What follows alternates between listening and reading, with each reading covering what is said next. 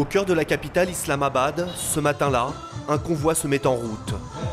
À sa tête, la coqueluche des médias pakistanais, Imran Khan, un ancien joueur de cricket reconverti en politique et qui défie le gouvernement malgré les mises en garde.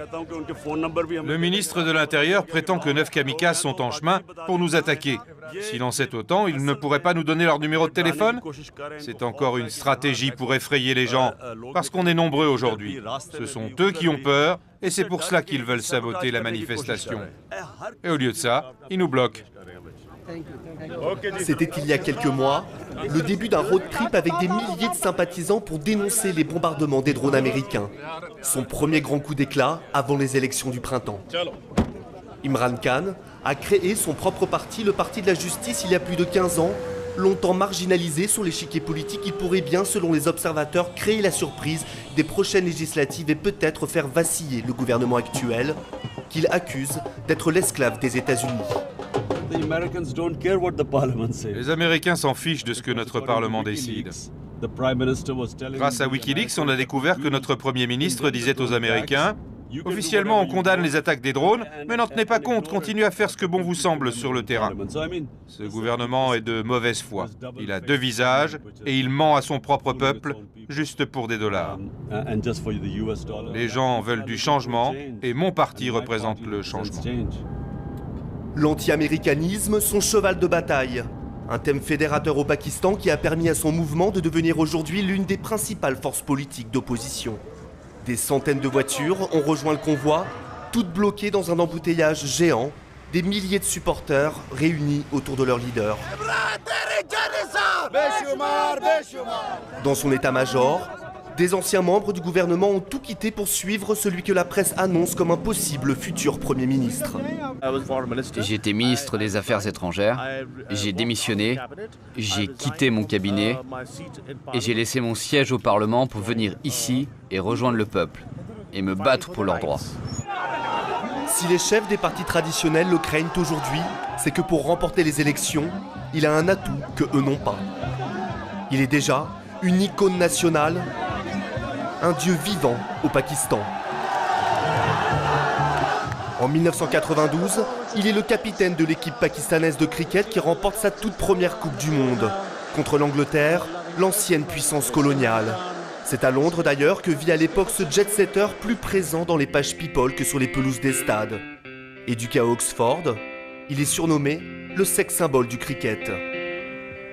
Après sa victoire en Coupe du Monde, il revient au pays avec sa nouvelle épouse, Jemima Goldsmith, la fille de l'une des 10 plus grandes fortunes mondiales.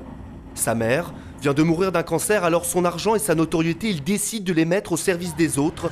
Il fait construire un hôpital spécialisé dans la guérison de cette maladie. Les soins pour les plus pauvres sont gratuits, une première au Pakistan. C'est sa sœur, Halima Khan, qui s'en occupe aujourd'hui. Et l'hôpital ne désemplit pas 150 000 consultations et 30 000 chimiothérapies pratiquées chaque année. Ils viennent de partout, de Swat, tous ne sont pas d'ici. Imran Khan est devenu un philanthrope célèbre. Ce père a fait des centaines de kilomètres pour faire soigner son fils ici. Imran Khan a construit cet hôpital, tout le monde le sait. Mais ce succès n'aurait jamais été possible sans l'aide de centaines de donateurs qui ont fait confiance à l'ancienne gloire du cricket. Ils ont tous voulu l'aider dans son engagement. Et regardez ici, regardez ces listes.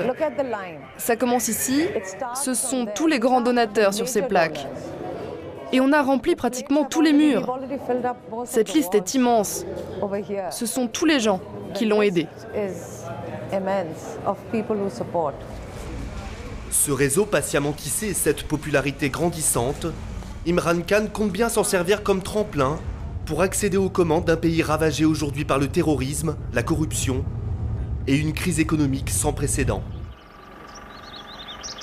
Entre deux rassemblements, il mène une vie solitaire dans cette maison située sur les hauteurs d'Islamabad.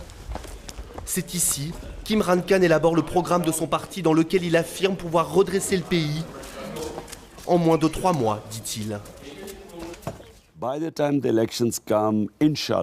Dès que les élections arrivent, Inch'Allah, mon parti va juste balayer tout le pays.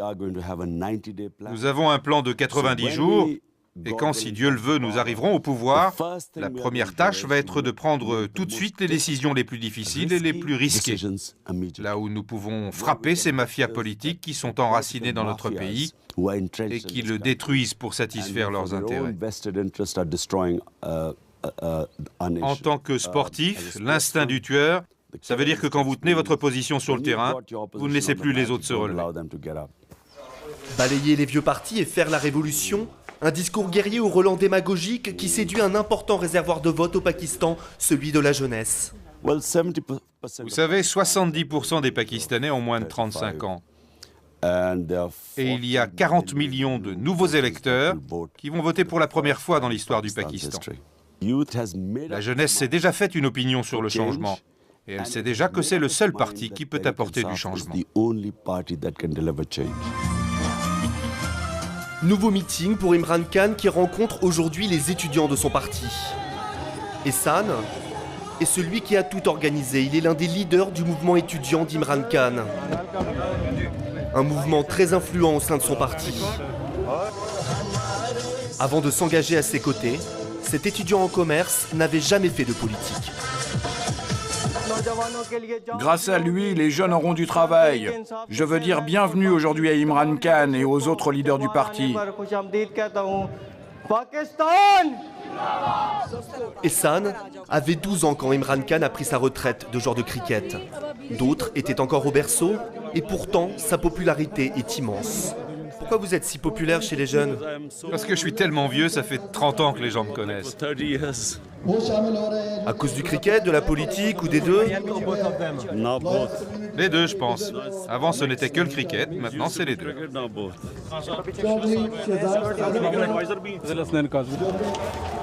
Pour ces jeunes, il est celui qui va sauver le pays et mettre un terme à la corruption et aux pratiques d'évasion fiscale qui coûtent, selon les ONG, plusieurs milliards d'euros chaque année. La plupart n'ont jamais voté et ils ne se reconnaissent pas dans les partis traditionnels. La classe moyenne peut avoir des diplômes dans ce pays, mais après, ils n'ont aucune chance d'obtenir du travail pour avoir une vie meilleure. Mais pourquoi?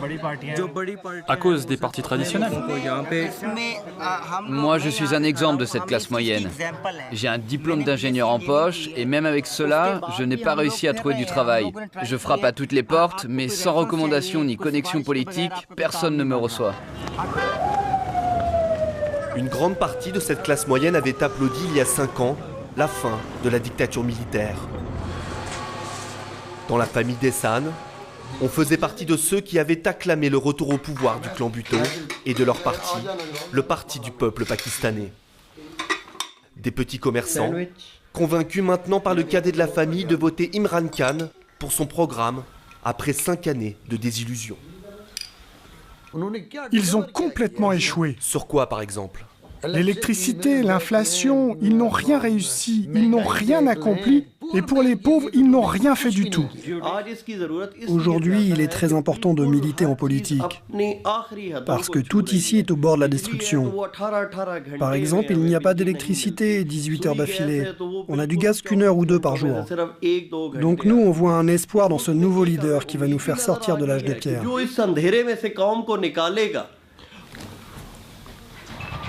Mais la clé de l'avenir politique d'Imran Khan se joue probablement ici, dans les campagnes. Les paysans représentent plus des 2/3 de la population au Pakistan. Ici, pas d'électricité, pas de tracteurs. Ils vivent avec moins de 60 € par mois, un autre monde qui n'a pas encore entendu parler du nouveau candidat Khan. Pour qui allez-vous voter? Pour Monsieur Haider. Mais qui est-ce? Monsieur Shams Haider. Mais c'est qui, le propriétaire des terres? Oui. Pourquoi vous votez pour lui? Au village, il est vénéré. Et il possède toutes ces terres ici. Oui, là, tout autour. Toutes ces terres sont à lui.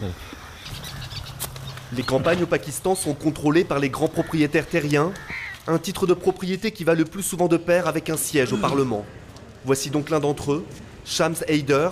C'est aussi le député au pouvoir dans ce district. Chaque jour, il reçoit chez lui les paysans qui le connaissent bien et qui l'ont même vu grandir pour certains d'entre eux. Ce député d'un des partis traditionnels avoue ne pas être inquiété le moins du monde par l'ascension d'Imran Khan. Tous ces gens ne sont pas contre Imran Khan, mais il n'a aucun soutien politique avec lui. Quelqu'un qui veut être élu ici a besoin de son propre réservoir de vote.